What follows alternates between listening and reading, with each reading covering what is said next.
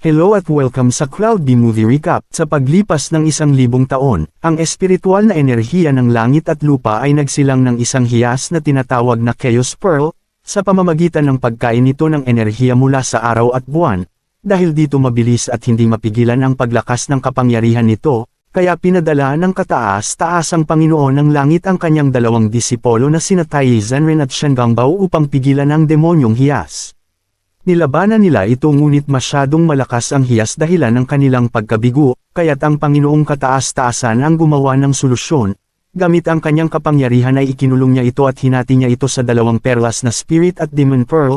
Gamit ang kanyang kapangyarihan sinumpa niya ang pulang perlas dahil sa ito ay mapanganib at mawawasak ito sa pagdating ng 3 taon.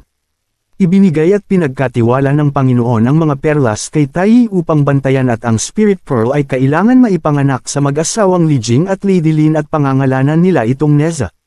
Sa oras ng panganganak ni Lady Yin at bumaba si Tai mula sa langit upang makilala ang mag-asawa at pagkaluban ang kanilang anak ng Spirit Pearl, ngunit palihim na pamaroon si Shen Gangbao dahil naiinggit siya kay Tai dahil ito ang pinagkatiwalaan ng Panginoon ng mga perlas at may plano din siyang kunin ng isang perlas para sa kanyang master. Ginamit niya ang kanyang mahika upang pasunurin ang isa sa mga tauhan ng kaharian. Nagdala ito ng alak at hindi naman napigilan ni Tai na inumin ito hanggang sa mawalan siya ng malay. Ang lalaking kinontrol ni Gangbao ay sinubukan kunin ang perlas ngunit ito ay nababalot ng spell at tanging si Tai lang ang makakapagbukas nito. Nang makita ni Li Jing si Tai ay sunod-sunod niya itong pinagsusuntok hanggang sa magising ito. Nang mabuksan na niya ang selyo ng dalawang perlas ay isang lalaki ang kumuha ng mga perlas at inilagay ang Demon Pearl sa anak ni Li Jing at kinuha ang Spirit Pearl. Agad na winasak ni Li Jing ang bato ngunit huli na ang lahat, imbis na ang mabuting perlas ang napunta sa anak niya, ito ay demon na perlas ang naibigay sa anak nila.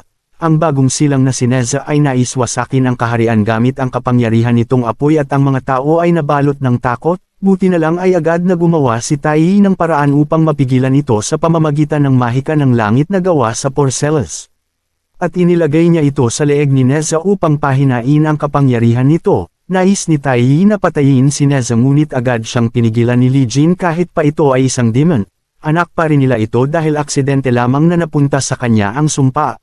Lumapit ang matandang lalaki at ipinaalala sa kanila na nakikipaglaban na sila sa demon sa matagal na panahon, at paano nila hahayaang mabuhay ang isa na tulad nito. Humingi ng tawad si Li Jing sa mga tao at nangako na aalagaan at babantayan nila si Neza at kung gumawa ito ng kaguluhan ay handa siyang tanggapin ang kaparusahan, ngunit baliwala ito dahil isinumpa ang pulang perlas na mawawasak sa pagdating ng 3 taon, dahil dito mamamatay si Neza sa pamamagitan ng pagtama ng kidlat. Ngunit hindi pa rin sumusuko si Li Jing para sa kanyang anak, kaya nais niyang makausap ang kataas-taasang Panginoon. Samantala, ibinigay naman ni Gangbao ang Spirit Pearl sa dragon nitong master. Ang dragon na ito ay pinalayas mula sa langit kaya nais nitong maghiganti. Naglabas siya ng itlog at ito ang kanyang anak na si Aobing at dito niya ibinigay ang Spirit Pearl upang siya ay mamuno sa mundo tulad ng Diyos, kaya inutusan ng dragon si Gangbao na sanayin si Aobing. Dinala ni Tai si Li Jing sa langit ngunit sa kasamaang palad, ang kataas-taasang Panginoon ay walang oras sa ngayon. Bukod dito, sinabi sa kanya ng tagapag-alaga na si Chang Shenjian na walang silbi ang pakikipagkita sa kataas-taasang Panginoon dahil ang sumpa ay hindi na maaalis. Ang isang araw sa langit ay katumbas ng 1 taon sa Earth kaya kailangan na bumalik ni Li Jing sa kanilang tahanan. Dito nga ay lumaki na si Neza ngunit wala ni sa siyang kaibigan na kasama maglaro. Sa lahat ng oras, kailangan niyang manirahan sa palasyong protektado ng isang espesyal na harang na ginawa ni Tai. Kailangang pangalagaan ni Lady Yin ang mga gawain sa kaharian kapag wala ang kanyang asawa at hindi kailanman nakahanap ng sapat na oras para kay Neza. Sa wakas ay nakakuha siya ng ilang sandali at tinawag si Neza upang makipaglaro sa kanya, ngunit kahit pamaliit itong bata ay may lakas siya ng 100 lalaki na hindi na mamalayan ni Neza. Kaya kailangan ni Lady Yin gumamit ng baluti para sa kanyang kaligtasan at 2 guard para makipaglaro kay Neza. Sa kasamaang palad, kailangan niyang huminto sa pakikipaglaro at bumalik sa trabaho. Inutusan niya ang mga barrier guardian na maging mapagbantay at huwag hayaang makatakas si Neza. Gayunpaman, ang maliit na bata ay matalino rin, pinag-away niya ang 2 tagapagbantay gamit ang bato at habang abala sila, lumabas si Neza. Naglalaro siya ng tagwan sa mga taga-nayon dahil lahat sila ay nagtatago sa sandaling makita siya dahil sa takot. Isang grupo ng mga bata ang nagpaplanong labanan si Neza. Ang isa sa kanila ay naglatag ng isang buong bitag upang parusahan si Neza at tinanong ang kanyang mga kaibigan kung ito ay masyadong masama. Ngunit ang iba pang mga bata ay ginagawang mas masakit ang bitag nang nilagyan nila ang putik ng mga matutulis na laman dagat, at hindi nila namamalayan na si Neza ang nagbalat kayo bilang isa sa kanilang mga kaibigan. Pinatikim niya sa mga batang lalaki ang sarili nilang bitag. Pagkatapos, nagpa siya si Neza na maglakad pa uwi ngunit tinawag siya ng isang bata na demonyo mula sa likuran. Nang marinig ang salitang ito, ang dugo ni Neza ay nagsimulang kumulo at malapit na niyang durugan ang mga bata gamit ang isang malaking bato. Sa kabutihang palad, nakarating doon si Tai at ang kanyang mga magulang sa tamang oras upang pigilan si Neza at ikinulong ni Li Jing ang kanyang anak. Tinanggap ni Lady Yin ang mga masasakit na salita sa mga tao dahil ito ang kapalaran ni Neza. Dahil 2 taon na lang ang natitira para kay Neza, nagmungkahi si Lady Yin na dalhin sa malayo sa kabundukan at hayaan silang gugulin ang mga huling araw na masaya kasama ang kanilang anak. Tutol si Li Jing sa ideyang ito. Hindi niya maaaring hayaan ang kanyang anak na mamuhay ng walang layunin. Nagbigay ng ideya si Tai at inaako ang responsibilidad na gawing karapat-dapat si Neza sa harap ng publiko. Nais niyang sanayin si Neza upang maging isang mandirigma ng hustisya na lumalaban sa demonyo. Samantala, muling ginulo ni Neza ang mga gwardya upang makatakas sa palasyo. Ngunit natagpuan niya ang isang mahiwagang scroll sa malapit na magdadala sa kanya sa ibang mundo. Dito siya sasanayin ni Tai. Ipinakita niya sa kanya kung paano baguhin ang anyo ng mga bagay. Maaari siyang gumawa ng bangka mula sa puno at gawing agos ng tubig ang lupa. Ito ay tinatawag na immortal magic ng Kunlun. Nais ni Neza na matutunan ang mataas na antas ng mahika ngunit pinilit ni Tai na matutunan ang mga pangunahing kaalaman. Kinailangan siya ng ilang buwan upang makabisado ang anyo ng pagpapalit ng mahika. Tumanggi si Neza na sundin ang mga utos at nagpas siyang matuto ng mag-isa. Si Tai ay umidlipat nang magising siya ay nakita niya si Lady Yin. Dumating siya upang tingnan si Neza ngunit napansin niyang nalulunod ito sa ilog. Sa susunod na sandali ito ay nagiging isang makamandag na palaka na nagiging sanhi ng isang reaksyon sa katawan ni Tai. Si Neza pala ang nagpalat anyo bilang kanyang ina na si Lady Yin para biruin si Tai. Ang natutunan niya sa mga buwan ay natutunan ni Neza nang wala pang isang araw. Nang makita ang kanyang kakayahan, pumayag si Tai na turuan siya ng mahika sa pagkontrol ng apoy ngunit kailangan ni Neza tulungan siya sa pagkuha ng antidote mula sa kanyang treasure pants. Sa halip na panlunas, inilabas ni Neza ang sibat na may apoy at sinimulang laruin ang nakamamatay na sandata. Lumapit doon ang kanyang mga magulang at pinigilan si Neza. Ipinaliwanag nila kay Neza na ang lugar na ito ay hindi isang bilangguan kundi isang lugar ng pagsasanay. Gusto nilang maging tunay na mandirigma si Neza para matanggap siya ng lipunan. Naniniwala si Neza na hindi ito mangyayari dahil lahat ay kinasusuklaman siya at tinawag siyang demonyo mula pa noong siya ay bata pa. Iyon ang dahilan kung bakit siya naging masungit at masama. Kung sa tingin nila si Neza ay isang demonyo, makikita nila kung ano ang isang tunay na demonyo. Nang marinig ang kanyang negatibong pagnanasa, nagsinungaling si Li Jing na nasa kanya ang espiritong Pearl at nakatakdang maging tagapagligtas ng mundo. Ngunit kailangan niyang matutong kontrolin ang kanyang kapangyarihan. Kapag ipinakita niya kung gaano siya nagmamalasakit sa iba, magkakaroon din siya ng pag-aalaga at pagmamahal bilang kapalit. Sumang-ayon si Neza at sa susunod na 2 taon, nagsasanay siya ng husto. Ang tanging bagay na hindi niya matutunan ay ang pagkontrol sa kanyang kapangyarihan. Naglagay siya ng malakas na puwersa sa kanyang atake upang talunin ang demonyo dahilan na nadamay ang mga tao at pagkawasak ng paligid. Inalis ni Tai ang mga sandata ni Neza hanggang sa natutunan niya ang pagpipigil sa sarili ngunit nakabisado na ni Neza ang immortal magic, kaya ginamit niya ito upang makatakas sa lugar ng pagsasanay at nagpapatuloy upang labanan ang mga tunay na demonyo. Nakahanap siya ng demonyong tubig ngunit upang mahuli niya ito, sinira niya ang ilang bahay sa nayon. Nahuli ng demonyong tubig ang isang batang babae para kainin ngunit inakala ng batang lalaki na kinuha ito ni Neza kaya nagalit ito at nagsumbong sa mga tao sa nayon. Bago niya mailigtas ang bata, isa pang bayani ang bumangon mula sa dagat at iniligtas ang batang babae at siya si Aobing. Masyado siyang kalmado at kontrolado sa sarili kaysa kay Neza. Siya ang perpektong imahe ng isang bayani. Ibinalik ni Neza ang batang babae sa demonyo para mailigtas niya ito ng mag-isa. Nagsimula siyang makipaglaban kay Aubing para palayasin siya, ngunit si Aubing ay kasing lakas ni Neza. Nasiyahan ang demonyo sa paglalaban ng dalawa at pinalibutan ang dalawang bayani ng mga mahiwagang bula. Nang mahawakan ni Neza ang bula ay naging bato ang kanyang kamay. Upang mailigtas ang maliit na batang babae, si Aubing ay naging isang estatwa ng bato nang subukang iligtas ang bata. Ngunit ipinagtanggol ni Neza ang kanyang sarili mula sa mga bula sa pamamagitan ng paggamit kay Aubing bilang sandata, sumuko ang demonyo at iniabot ang panlunas. Ginamit ito ni Neza para ibalik ang batang babae at si Aubing. Nagpapasalamat ang maliit na batang babae kay Neza sa pagliligtas sa kanyang buhay at naging masaya ang pakiramdam ni Neza nang marinig ito. Nagpasalamat din si Aubing kay Neza at nakipaglaro ito sa kanya ng ilang oras sa dalampasigan. Sa wakas ay nakahanap si Neza ng isang taong karapat-dapat at sapat na makapangyarihan para maging kaibigan niya. Nagsimulang umiyak si Neza dahil ito ang unang pagkakataon na may nag-alok na maging kaibigan niya. Naiintindihan ni Aubing ang kanyang nararamdaman dahil hindi siya nagkaroon ng kaibigan. Pinigyan niya ng kabibe si Neza na magagamit niya para tawagan si Aubing ng anumang oras kung gusto niyang makipaglaro. Habang nakikita ni Aubing ang mga taong dumarating, nawala siya. Sinabi ni Neza sa kanila na iniligtas niya ang batang babae mula sa demonyong tubig, ngunit walang naniniwala sa kanya at tinawag muli siyang demonyo ng mga tao. Nawalan siya ng kontrol at sinimulan niyang bugbugin ang mga taga-nayon. Dumating doon si Taiyi at ang kanyang mga magulang upang pigilan si Neza. Nang mapigilan nila ito, nakita ni Li Jing sa kamay ni Neza ang lunas mula sa demonyo, kaya pinaniwalaan niya ang kanyang anak.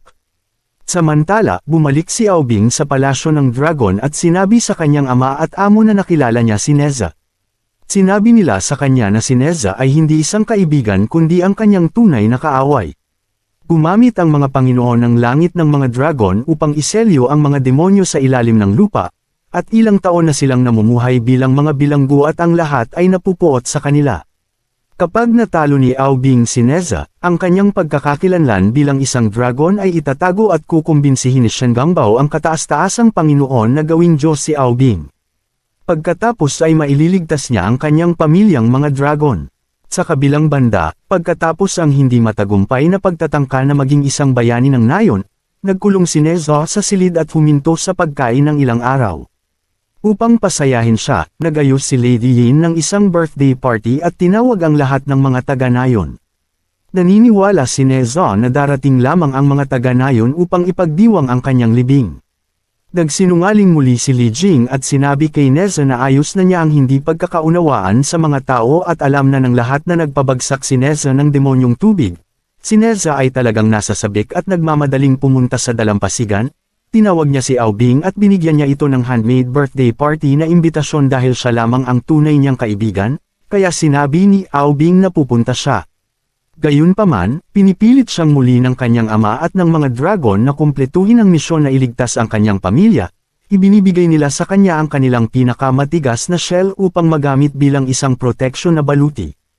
Samantala, ginagamit ni Li Jing ang kanyang mga karapatan bilang pinuno para pilitin ang lahat ng mga taga-nayon na dumalo sa party.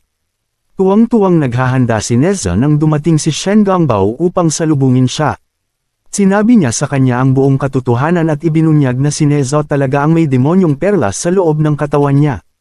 Pakiramdam niya ay niloloko siya ng lahat at galit siyang naglalakad papunta sa party. Pinigyan siya ni Taiyi ng 2 armas bilang regalo sa kaarawan niya. Itinali ng kanyang ama ang isang pang-protekta na pouch sa kanyang baywang at humingi ng paumanhin sa palaging pagmamatigas sa kanya. Si Neza ay nagbigay ng nakamamatay na tingin at nagtanong kung bakit palagi silang nagsisinungaling sa kanya.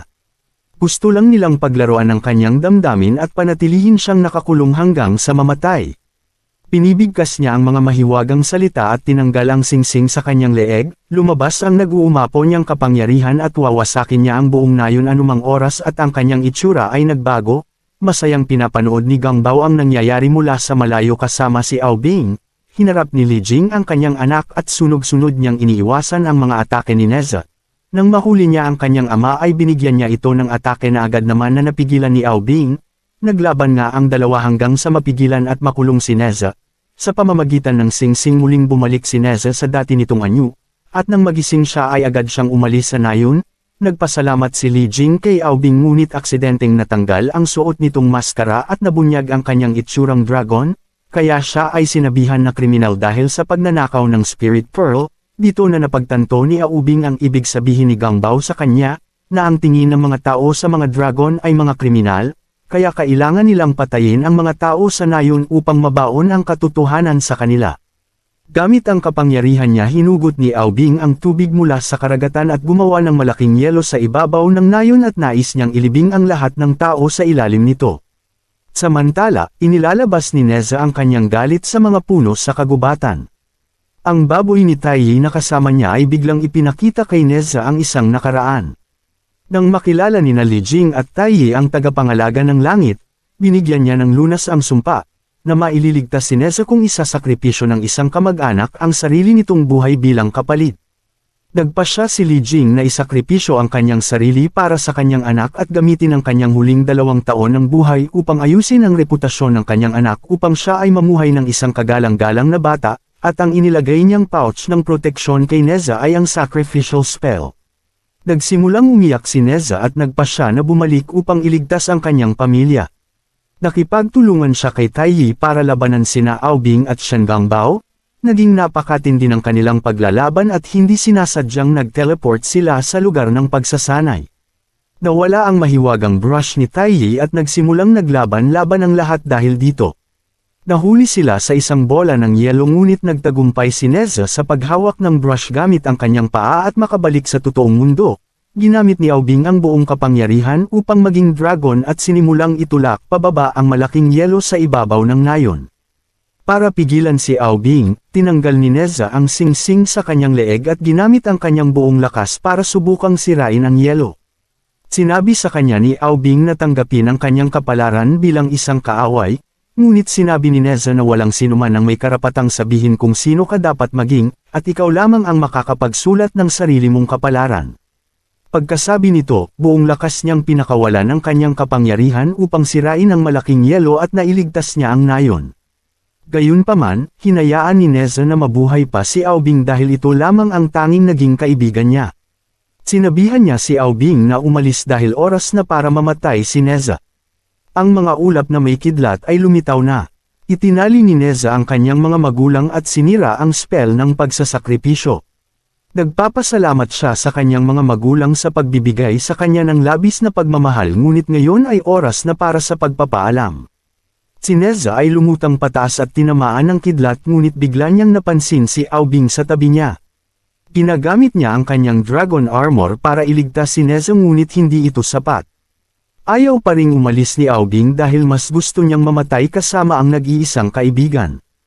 Sa sandaling magkahawak kamay sina Neza at Aobing, muling nagkaisa ang asul at pulang perlas at lumaban sa sumpa, kinuha ni Taiyi ang kanyang Lotus Shield at sumugod sa dalawa. Ginagamit niya ang Lotus para iligtas ang mga kaluluwa ni Neza at Aobing na maaaring muling ipanganak sa katawan ng tao. Ang lahat ng mga taga-nayon ay humakbang at yumuko kay Neza bilang paghingi ng tawad sa hindi pagkilala sa kanilang tagapagligtas. May mga taong naniniwala pa rin na hindi nila mababago ang kanilang kapalaran ngunit pinatunayan ni Neza ito na walang ipinanganak na kontrabida o bayani.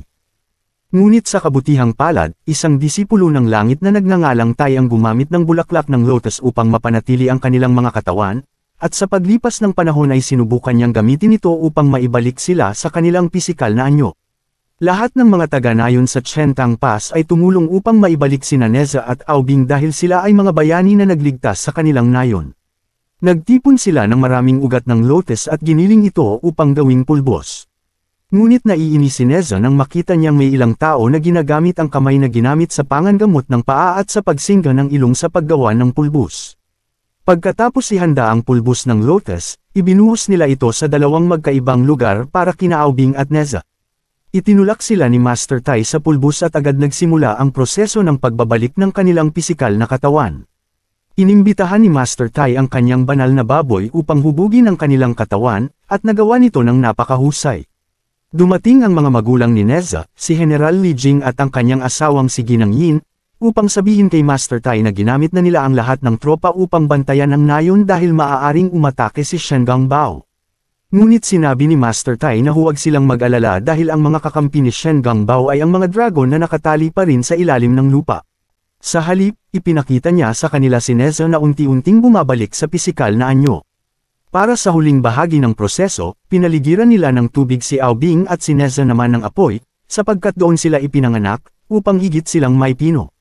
Habang isinasagawa ito, isang bantay ang nag-ulat kay General Li Jing na nakita na si Shen Gangbao sa nayon. Agad na tinipon ni General Li Jing ang kanyang libu-libong sundalo sa hangganan upang ipagtanggol ang nayon laban kay Shen Gangbao.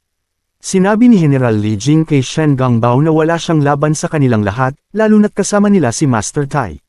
Ngunit ibinunyag ni Shen Gangbao na hindi siya nag-iisa. Ilang oras bago iyon, kinausap ng ama ni Ao Bing, ang hari ng mga dragon na si Ao Guang, ang iba pang mga dragon tungkol sa paghihiganti sa nayon ng Chen Tang dahil sa pagkamatay ng kanyang anak. Dahil nakagapos pa rin sila sa ilalim ng lupa, hindi nila maisakatuparan ang paghihiganti. Isang dragon na nagngangalang Ron ang nagmungkahi na gamitin ang mga halimaw mula sa kailaliman upang umatake sa nayon. Ibinigay niya kay Shen Gangbao ang Sky Splitting Claw upang punatan ang pagitan ng mundo at kailaliman, upang makadaan ang mga halimaw. Bumalik sa kasalukuyan, ginawa ni Shen Gangbao ang sinabi sa kanya, at lumabas ang libu-libong halimaw mula sa kailaliman upang salakayin ang Chen Tang. Bagamat may lamang lakas at bilang ang mga halimaw, buong tapang pa ring lumaban sina Li Jing at Lady Yin gamit ang kanilang kahusayan. Nagtaka sila kung bakit umatake ang mga halimaw gayong buhay pa si Ao Bing. Sumugod si Shen Gangbao upang atakihin si Master Tai. Ngunit dahil hindi niya mabasag ang panangga, ginamit niya ang claw upang tawagin ang mga dragon mula sa ilalim ng lupa at gamitin ang kanilang apoy upang sirain ang panangga. Nang masira ang panangga, kinailangang itigil ni Ao Bing ang kanyang pagbabalik buhay upang iligtas si Tai gamit ang kanyang yelong kapangyarihan. Naramdaman ni Ao Guang ang enerhiya ng kanyang anak at agad siyang bumaba sa mundo, laking gulat niya na buhay pa pala si Ao Bing. Nagtapos na ang pagbabalik buhay ni Neza, ngunit dahil sa labis na enerhiyang ginamit ni Ao Bing sa bagong katawan, nagsimula itong maghiwa-hiwalay. Muling nagkausap ang mag-ama, at hiling ni Ao Bing na patawarin na ng kanyang ama ang nayon bago siya tuluyang maging bato. Hiningi ni Shen Gangbao kay Tai na likhain ng bagong katawan si Ao Bing, ngunit ubos na ang enerhiya ng makulay na lotus dahil nagamit na ito sa paggawa ng dalawang katawan. Iminungkahi ni Tai na magsalo muna ng katawan sina Neza at Ao Bing sa loob ng 7 araw, dahil pareho silang nagmula sa iisang pinagmulan, ang Demon Pearl at Spirit Pearl. Ngunit iginiit ni Ao Guang ang isang permanenteng solusyon. Kaya sinabi ni Tai na pupunta siya sa langit upang humingi ng elixir repo mula sa kataas-taasang Panginoon, upang muling mamulaklak ang banal na lotus para maibalik ang katawan ni Ao Bing. Tinanggihan ito ni Shen Gangbao at iminungkahi ang isang espesyal na pagsasanay. Ang mga makapapasa ay maaaring sumabak sa Ascension Trial sa langit.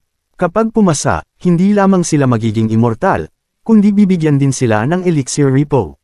Iminungkahi niyang si Neza ang sumali sa pagsubok. Kapag siya ay pumasa, hindi na siya magiging demonyo at makakamit pa niya ang elixir upang buuin ang katawan ni Ao Bing. Ngunit nagbabanta si Ao Guang na kapag hindi na iligtas si Ao Bing sa loob ng 7 araw, wawasakin niya ang buong nayon ng Chen Tang. Dagdag pa niya, walang sino man ang maaaring umalis ng nayon maliban kina Neza at Tai. Inatasan niya si Shen Gangbao na bantayan ang nayon. Habang papalayo na si Neza para tuparin ang kanyang misyon, nagtipon ng mga taga-nayon upang magpaalam at magpasalamat sa kanya. Hiniling ng kanyang ina ang isang yakap bago siya umalis, ngunit tumanggi si Neza dahil pinanunod siya ng mga tao. Gayunpaman, binigyan pa rin siya ng kanyang ina ng maraming pagkain upang hindi siya magutom. Lumipad sila ni Master Tai sakay ng isang baboy. Kinain ni Tai ang halos lahat ng merienda at tinawag si Neza na sutil na bata dahil tumanggi sa yakap ng ina. Ipinaliwanag niya kay Neza ang tungkol sa mga pagsubok sa langit, na kailangang talunin ng 3 hari ng mga demonyo sa lupa upang masubok ang kanyang kapangyarihan. Binalaan niya si Neza na huwag gamitin ang sarili niyang lakas, upang hindi mahalatang isa siyang demonyo. Dapat si Ao Bing ang gumamit ng kanilang katawan kapag may laban, dahil siya ay isinilang mula sa Spirit Pearl. Dinala ni Tai si Neza sa isang bundok upang sanayin siyang hayaang kontrolin ni Bing ang kanilang katawan. Sinubukan ni Neza, ngunit hindi pa rin niya ito makuha. Ibinigay ni Tai ang isang slumber pill kay Neza. Kapag ininom niya ito, agad siyang makakatulog at si Aubing ang makakakontrol sa kanilang katawan. Nilunok ni Neza ang lahat ng Pildores bago pa siya mapigilan ni Tai. Agad siyang nakatulog at si Aubing ang namayani. Dahil si Bing na ang lalaban, siya na rin ang sinanay ni Tai. Ngunit napahiya si Tai nang matalo siya ng estudyanteng dapat niyang sanayin. Agad niya itong dinala sa Yusho pala sa kalangitan kung saan naroon ang mga tanyag na tagahuli ng demonyo. Ang kasalukuyang pinuno ng palasyo ay si Wu Yang, isang mataas na disipulo at immortal. Ipinakilala ni Tai si Bing bilang reinkarnasyon ng Spirit Pearl at nais niya itong isali sa pagsubok. Sa kasamaang palad, nagising si Neza at agad na binawi ang katawan. Ang una niyang ginawa, umihi sa banal na lawan ng kalangitan. Agad na pumunta si Master Tai upang pigilan si Neza. Pinagalitan niya ito at sinabing ang kanyang asal ay bunga lamang ng labis na pagod sa matinding pagsasanay. Inutusan ni Wulong ang kanyang disipulong si Krona na samahan si Neza papunta sa palikuran. Nawalan ng pasensya si Neza sa habang lakad sa palasyo at hindi sinasadyang naapakan ang damit ni Krona, kaya't iniwan siya nito upang hanapin ang palikuran mag-isa. Napadpad si Neza sa isang silid na puno ng mga sisidlang jade na may tubig. Akala niya ay palikuran ito kaya doon siya umihi. Kalaunan, habang pinag-uusapan ni Master Tai ang hangarin ni Neza na tapusin ang mga pagsubok upang maging immortal, napag-alamang ang silid na iyon ay imbakan pala ng Kun Ondo, isang mahalagang inumin ng Chan sect. Sinabi ni Tai na dapat ay agad na sumabak si Neza sa mga pagsubok. Inatasan ni Master Wuyong ang disipulo niyang si Duro upang maging hukom sa mga ito. Ang unang pagsubok ay ang pagpuksa sa isang nayon ng mga Marmot Demons. Sa kabila ng unti-unting pagkaubos ng bisa ng slumber pills, matagumpay na natalo ni Neza, na noon ay kinokontrol pa rin ni Aubing, ang mga ito. Dinakip ng mga Demon Hunters ang mga demonyo upang dalhin pabalik sa Yakshu Palace. Samantala, sa Chentang Village, lumapit si General Li Jing kay Shen Gongbao upang humingi ng pabor. Maraming sundalo at sibilyan ang nasugatan sa labanan kahapon, at naubos na ang kanilang mga gamot. Nakiusap siya na payagang lumabas ang ilang doktor upang makabili ng mga supply, ngunit tumanggi si Shen Gongbao, alinsunod sa utos ni Ao Guang na walang sinumang dapat makalabas ng nayon. Biglang dinala sa harapan ni Shen Gongbao ang isang bihag na especially iya. Laking gulat niya nang makilala itong sariling nakababatang kapatid, si Xiao Bao, na natutong magbanyuhay sa anyong tao. Ipinaalala ni Xiao Bao sa kapatid ang pangakong dadalhin siya sa Yakshu Palace upang sumabak sa mga pagsubok ng Chan sect at maging immortal.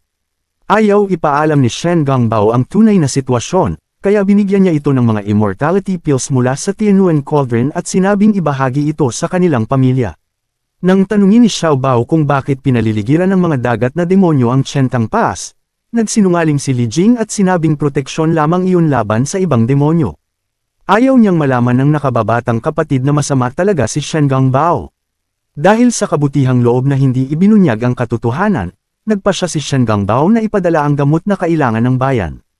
Para sa ikalawang pagsubok, ipinadala si Neza upang labanan si Shen Zhendao, ang ama ni Shen Gongbao na tagapagsanay ng mga demonyo upang maging karapat-dapat na maging immortal.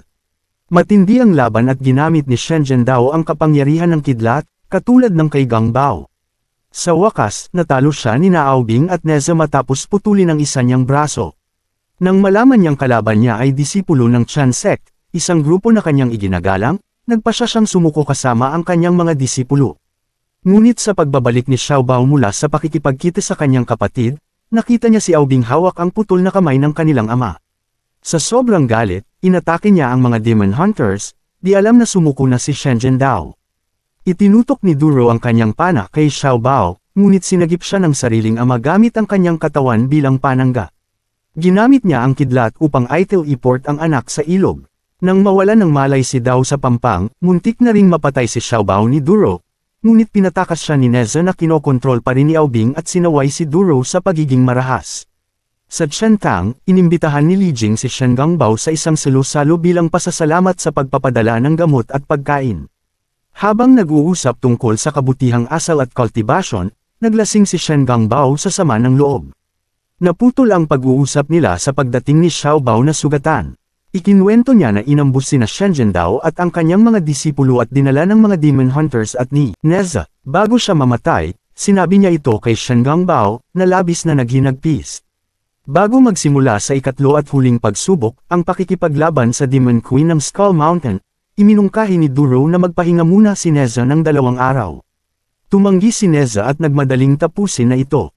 Isang disipulo ang biglang dumating at nagulat na may kagyat na mensahe para kinatay at Neza. Ipinabatid nila na may nangyaring masama sa Chen Tang. Agad pumunta si Neza roon at nakita ang nayon na lubos na winasak. Habang hinahanap ang kanyang mga magulang, tanging mga abo at kalansay ng mga tao ang kanyang nakita. Nakita ni Neza ang helmet ng kanyang ina at inakalang pinatay sila ng mga dragon. Dahil sa matinding galit, nagpa siya si Master Wu Yang na ipunan ang mga Demon Hunters at lusubin ang East Sea Dragons upang parusahan sila. Tumakas si Neza papuntang Skull Mountain sakay ng kanyang Windfire Wheels upang tapusin ang ikatlong pagsubok. Ginamit niya ang sariling demonyong apoy upang talunin si Lady Shi, isang malakas na demonyo sa bundok. Bilang gantimpala, ginawa siyang immortal ng Chan sect sa Yakshu Palace at binigyan ng Asterisk Elixir Repro. Nagpasya siyang sumama kay Wu Yang upang ipaghiganti ang sinapit ng kanyang bayan. Bumalik muna si Neza sa Chen Tang upang muling buuin ang katawan ni Aobing gamit ang muling namulaklak na banal na lotus bago sumama sa paglusob sa East Sea Palace. Nakiusap si Bing na kausapin muna ang kanyang ama, ngunit tumanggi si Neza. Sa East Sea Palace, hinarap ni na Master Wu Yang at ng mga Demon Hunter si Ao Guang at inakusahan siya sa nangyaring pagpatay sa Chen Tang. Laking gulat ni Ao Guang. Nang tanungin niya ang ibang mga dragon, sinabi ng mga ito na utos lamang ni Shen Gangbao ang sinunod nila. Gumamit ng mahika si Wu Yang upang buksan ang Tianwen Cauldron at balutin ang palasyo. Lumaban si Ao Guang ngunit hinarap siya ni Neza sa maling akala na ito ang pumatay sa kanyang mga magulang. Natalo siya at itinapon pabalik sa palasyo. Habang nakasil ang palasyo, dumating sina Tai, Bing, at ang mga magulang ni Neza. Laking gulat ni Neza nang malamang buhay pa pala ang kanyang mga magulang. Ipinaliwanag nila na si Master Wu Yang pala ang may kagagawan sa lahat. Pinagbintangan niya si Ao Guang upang suruan ito at nagkutsabo sa ibang mga dragon kapalit ng immortalidad. Si Shen Gangbao pala ang tumulong sa pagtakas ng mga magulang ni Neza bago masira ang nayon. Nang mamatay ang ama't kapatid, hinarap ni Shen Gangbao mag-isa si Wu Yang. Si Wu Yang pala ang totoong kontrabida, pinagkukunwering pinapabuti ang mga demonyo, pero ginagawang sangkap sa paggawa ng immortality pills. Sa kasalukuyan, nalaman ni Ao Guang ang pagtataksil ng ibang dragon. Lumaban si Ao Bing upang palayain ang kanyang ama. Sumama si Neza, ang kanyang mga magulang, at si Tai sa labanan. Ngunit kalaunan, natalo sila ni Wu Yang dahil sa lihim niyang isinumpang heart-cursing curse kay Neza at Ao Bing. Ipinatapon silang lahat sa loob ng Tianwen Cauldron. Nagsimulang gawing mga pills ang mga demonyo gamit ang banal na apoy ng samadhi. Sinabi ni Ao Guang na hindi amatay si Neza sa apoy dahil sa pinagmulan nito. Inalok ni Wu Yang si Neza, kung iinuman niya ang Oblivion Pill, ililigtas niya ang kanyang mga magulang. Bago niya ito mainom, inagaw ito ni Lady Yin at inihagi sa apoy, sabay yakap kay Neza. Sabi ni Li Jing, wala nang saysay mabuhay kung isasakripisyo ni Neza ang sarili. Namatay sila at naging immortality pill. Sa matinding pighati at galit, pinunit ni Neza ang mga kristal na tumusok sa kanyang katawan. Pinagaling siya ng apoy ng samadhi at nabuo ang kanyang tunay na anyo. Pinalaya niya si Ao Bing. Pinilit nilang buksan ang takip ng cauldron habang sinusubukan silang pigilan ni Wu Yang. Nang tumulong sina Ao Guang at iba pang demonyo, nagtagumpay sila sa pagtakas at nawasak ang cauldron. Sa huling labanan, natalo ni Neza at Ao Bing si Wu Yang, binasag ang kanyang spell at ibinunyag ang tunay nitong anyo, isang matandang mahina. Inilahad ni Ao Guang na sina Krona at Duro ay mga demonyo rin.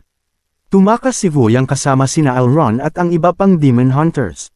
Nagdiwang si Neza at ang kanyang hukbo sa tagumpay laban sa mga Diyos.